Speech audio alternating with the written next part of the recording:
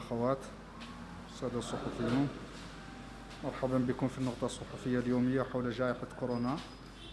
وفيها اليوم 60 حالة جديدة، من بينها 54 حالة مخالطة و7 حالات مجتمعية وحالتان وافدة، كما فيها أيضا 50 حالة. ونترحم على أرواح 4 شهداء رحلوا جراء هذا المرض.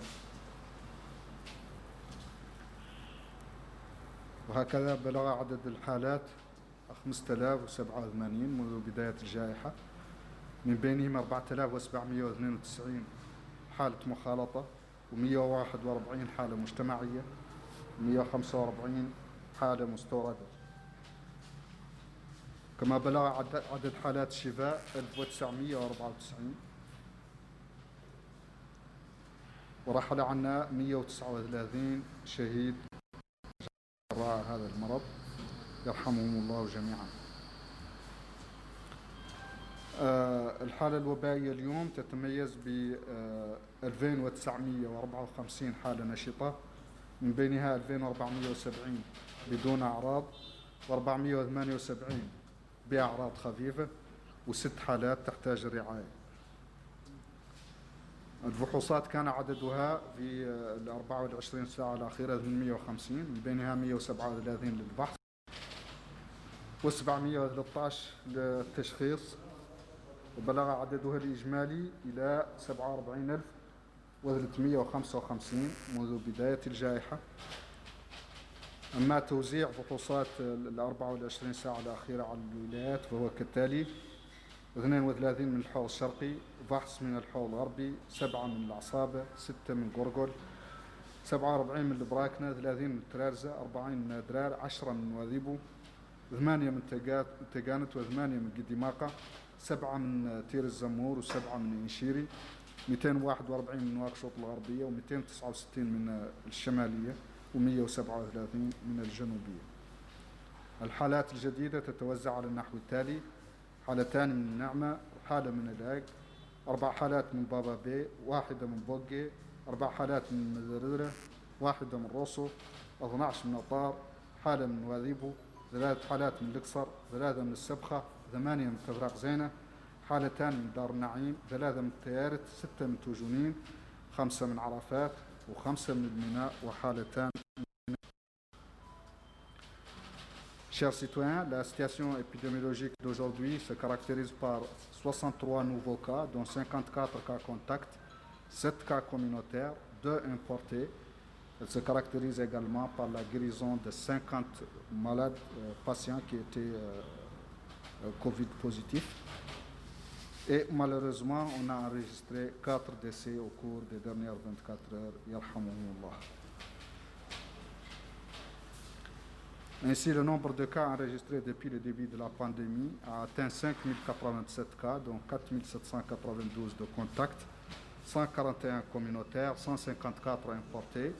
Le nombre de guérisons a atteint 1994 et malheureusement, on a eu 139 décès suite à cette maladie. Les cas actifs aujourd'hui sont au nombre de 2954, dont 2470 cas asymptomatiques, 478 avec des symptômes légers et 6 nécessitant un suivi rapproché. Quant aux tests, on en a réalisé 850 au cours des dernières années, ce qui porte leur nombre total à 47 355. Les tests du dernier jour, 730 et se répartissent comme suit entre les régions: 32 du Hod Sharqi, 1 test de Hod al-Gharbi, 7 de la Saba, 6 au Gorgol, 47 au Brakna, 30 au Trarza, 40 en Adrar, 10 en Ouadibou, 8 du Tagan, 8 du Guidimaka, 7 du Terezamour et 7 de l'Inchiri, 241 de Nouakchott Ouest, 269 du Nord et 137 du Sud.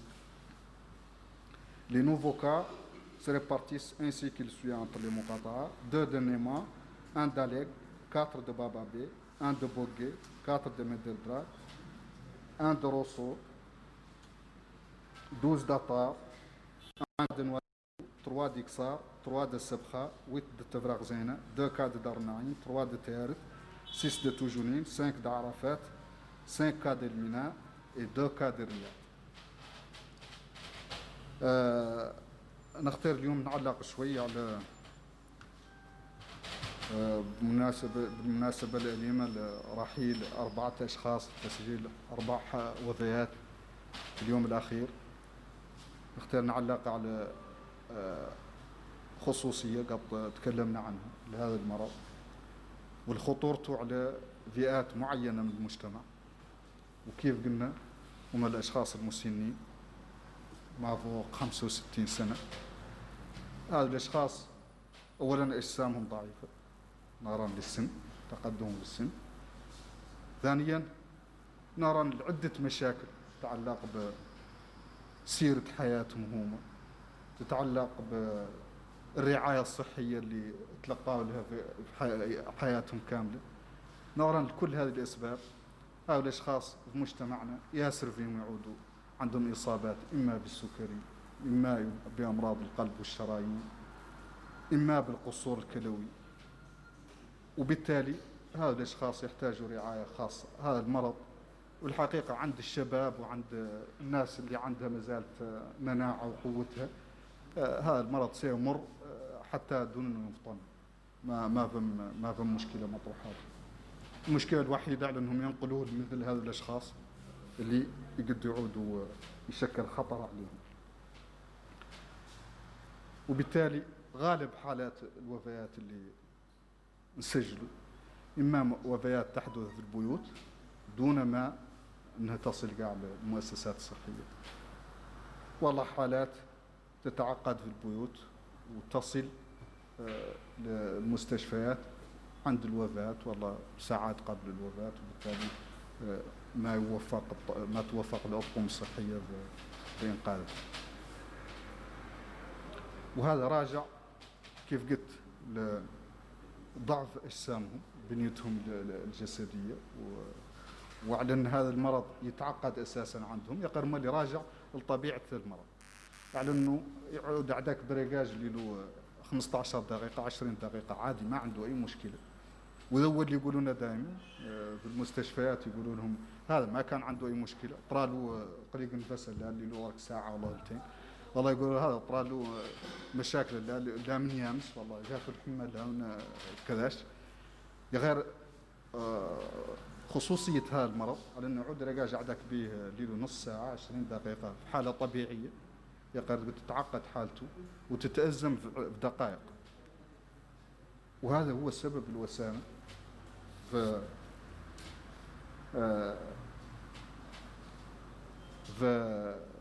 التعليمات اللي عدلنا واللي تم دراستها من خلال اللجنة العلمية اللي تعكف على تزكية الأحكام اللي نقدموا من المقترحات للتكفل بالمرضى، المقترحات للفحص إلى آخره، هي اللي تعكف على ذاك المقترحات اللي نعدلوا وتدرسها من حيث فعاليتها من الناحية العلمية وعلى أساس تجارب الدول الأخرى. على أساس هذه اللجنة عندها اتصالات بخبراء في كل أنحاء العالم وتدرس كل ما يقترح ما تقترحه وزارة الصحة. وهذه اللجنة صادقة تعلن هذول الأشخاص اللي عندهم المواصفات مباشرة يلا يعودوا محجوزين في ذي الفترة في المستشفيات. حد كامل عمره يتجاوز 65 سنة وعنده معروف عنه عنده مرض من الأمراض القلب والشرايين، والله معروف عنده السكري أو عنده قصور كلوي، هذول الأشخاص في ذي الفترة دي هي لن يعد لهم فحص كوفيد ويعود إيجابي، يلا مباشرة يتم حجزهم، يسوى حاسين بشي يسوى ما محاسين بشي. لابد من يعودوا متواجدين في المستشفيات، به اللي لا عادوا ما محاسين بشي يقد يطرح عليهم شيء أي وقت. المسألة الثانية اللي يلا صقع يعدلوا المواطنين كاملين وخاصة العائلات اللي عندها أشخاص بذي المواصفات، يلا تعدل أول شيء بعد قاعد أنها تصر على أنها هؤلاء الأشخاص يعدل لهم فحص، وبالتالي لا إما يعود الفحص موجب، وبالتالي معناه أن الشخص لابد أن يعود تحت رعاية صحية ولا بد أن يعود في المستشفى. والله مولي يعود فحصه سالب، معناه أن العائلة يترتب عليها حماية ذا الشخص، وبالتالي لابد من ينعزل داخل العائلة من نفسها، ينعزل يندار في بيت وحده، ويعود لا يتصل بها لا رجاج واحد ومعروف له اتصاله به، سابق يتصل به لابد له من يصر على أنه يعود أولا صاقل يديه بالصابون، على أنه داير ماسك، ما يدخل عليه ما هو مثل الثم والله داير ماسك، ولا يطول معه إلى دخل عليه. هذا ضرب، يلا مد عندها حد بالمواصفة، وأعطى مولانا عاد فحصه سالب، يلا تتبادل الإجراءات لحمايته، وإذا طلع فحصه موجب يلا أيضا تمشي بيش المستشفيات، وبالتالي يبقى في المستشفيات لين يعدى ذيك فترة نقاهة، يعني مدة ذيك 14 يوم أو 20 يوم يعدلها في المستشفيات لين يؤكد على أن جسمه خالي من هذا الفيروس، وبالتالي يرجع للبيت. J'ai voulu, à l'occasion de l'enregistrement au cours des dernières 24 heures de 4 décès, je voudrais à cette occasion revenir à un sujet qu'on a déjà abordé plusieurs fois et dans plusieurs endroits. C'est le sujet des personnes vulnérables 19, les personnes les plus à risque. On a suffisamment répété que les personnes âgées au-delà de 65 ans, les personnes présentant des maladies cardiovasculaires, les personnes ayant un diabète, les personnes qui ont une insuffisance rénale, les femmes enceintes qui ont une anémie, les enfants qui ont une malnutrition, toutes ces personnes sont fragiles et donc leurs corps peuvent ne pas supporter une infection au Covid. Et c'est pour cela qu'on observe la plupart des complications chez ces personnes. Et donc, qui dit complications dit décès aussi. Les décès qu'on a enregistrés sont dans la plupart des décès qui se produisent à la maison, sans que la personne n'ait visité les structures de santé, ou bien c'est des décès qui arrivent dans les structures de santé, mais arrivent trop tard, de sorte que les équipes de santé n'arrivent pas à les sauver, faute de complications qui ont commencé depuis la maison. Alors, je voudrais ici rappeler à tous qu'on a une responsabilité par rapport à ces personnes vulnérables. On doit les protéger. On a des moyens pour les protéger. Il y a des approches pour les protéger. Donc, il n'y a pas de raison d'abord qu'elles contractent la maladie, donc étant donné qu'on peut les protéger. Et ensuite, si jamais la maladie, quand même, il y a aussi une conduite à tenir pour pouvoir faire de sorte qu'elle s'en sorte, si Dieu le veut. Alors, qu'est-ce qu'il faut faire? Toutes les familles qui ont des personnes pareilles doivent faire tout pour que ces personnes soient testées au Covid. Si elles s'avèrent négatives, avec un test négatif, c'est-à-dire qu'elles n'aient pas cette infection, alors il faut les protéger. Il faut préserver cet état. Et pour les protéger, il faut les isoler dans des chambres individuelles. Il faut désigner une seule personne de la famille qui s'occupe de ces personnes. Cette personne ne doit pas les approcher ou les aborder sans avoir se laver les mains correctement et puis sans utiliser des barrières, des masques avant d'entrer en contact avec ces personnes. Et si jamais ces personnes sont infectées, alors il faut qu'elles soient en milieu hospitalier.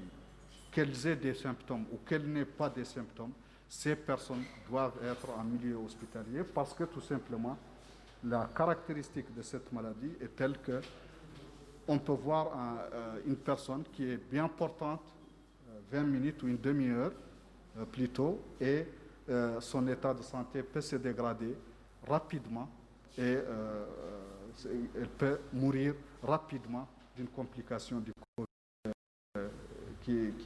qui s'installe vraiment très rapidement.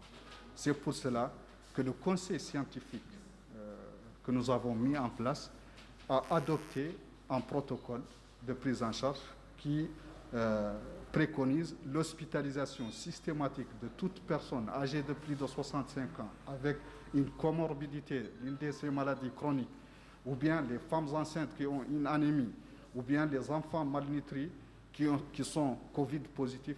Toutes ces personnes, on a préconisé de les hospitaliser, qu'elles aient des signes ou qu'elles n'aient pas des signes. Parce qu'on sait que la complication peut s'installer rapidement et emporter la personne. Alors, il faut que ces personnes soient en milieu hospitalier, qu'elles soient systématiquement hospitalisées.